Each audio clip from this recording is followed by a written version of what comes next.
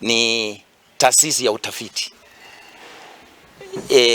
National Museums of Kenya pamoja na taasisi zingine tuko hapa na Wildlife Research Training Institute, tuko na KEMRI, tuko na KEFRI, tuko na universities zote hapa.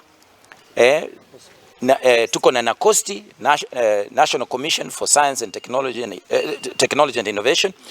Zote zimehusishwa kwa sababu tumetambua umuhimu wa utafiti kwa huu mradi. Kwa hivyo kuna kitengo cha utafiti hapa. Na tayari tukizungumza hivi kuna utafiti unaendelea. Kwa hivyo utafiti utahusika. Mtafiti akitoka kwa university ama toke National Museums of Kenya, anaenda afanyie hayo maarifa utafiti. Sheria inasema lazima Kajiado na wenye maarifa hayo Kajiado wapeane idhini. Kwa kimombo tunasema prior informed consent.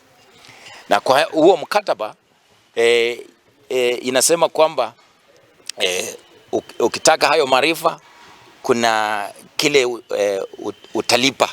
utalipia. Okay? Na ndio ufanye hivyo. Kwa hivyo kaunti ikilipisha huyo mtafiti, hawako kando na vile utaratibu unatarajia.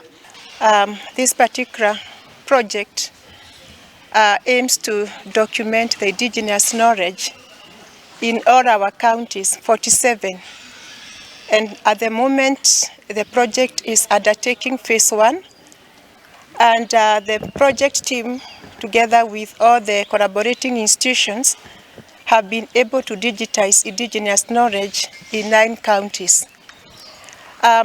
This particular workshop today is doing a very important, noble task. After digitizing all the intellectual assets, the next step is to see what products can we make from those particular assets. And that is the main goal of this workshop. Because at the end of the day, we want to have our communities benefit from the indigenous knowledge and also drive cottage industries within our counties. We are here to make sure that all the institutions that have shown interest in this particular project are